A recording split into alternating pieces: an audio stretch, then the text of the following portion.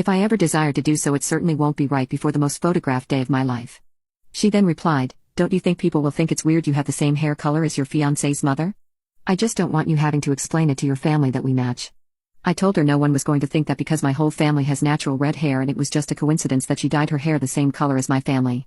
She doesn't respond until 2 days later with, "I'm still upset you're not listening to me about your hair color. I really don't want anyone judging us for matching. Please reconsider. My sister already said it would be hard to tell you and I apart in a family wedding photo. I just don't want to put my son in an uncomfortable position." I was at a loss of how to answer her. Is she really implying her son is somehow going to be sexually attracted to her because we have the same hair? I'm keeping my fiancé out of this because he's stressed enough from the wedding planning and he's not close with his mother, but I don't know how to proceed. Edit. I texted her back and it took a turn for the worst.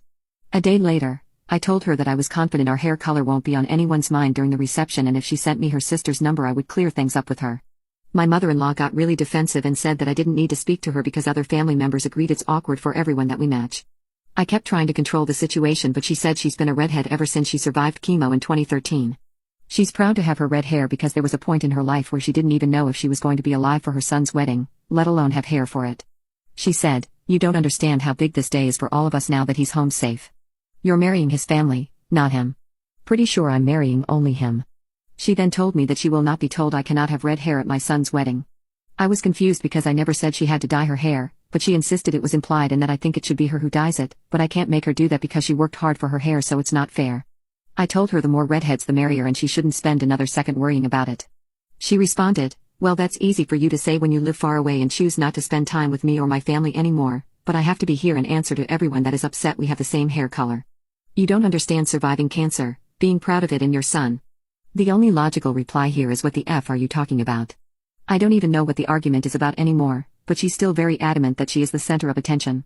Not putting down any cancer survivor that fought hard for their life, but according to my fiancé, she had a positive biopsy in her breast and they found very early stage cancer which was treated with 1 round of chemo/radiation. Apparently, she sent out a last will and testament then told everyone she had minimal time left to live after being told by her medical team that they were almost positive she would have a full recovery with no adverse effects. This also reminded me of her suggestion to have a pink theme to honor her and have wedding favors with a pink ribbon on them in her honor. I'm taking the unalive her with kindness route because I don't want screenshots of nasty messages sent around. She's done this to my fiancé before and it's a big part of why they aren't close anymore. This is just about her playing the victim and wanting to be the center of attention. I'm still at a loss for words for a reply. Update: she dyed her hair bright pink for my wedding.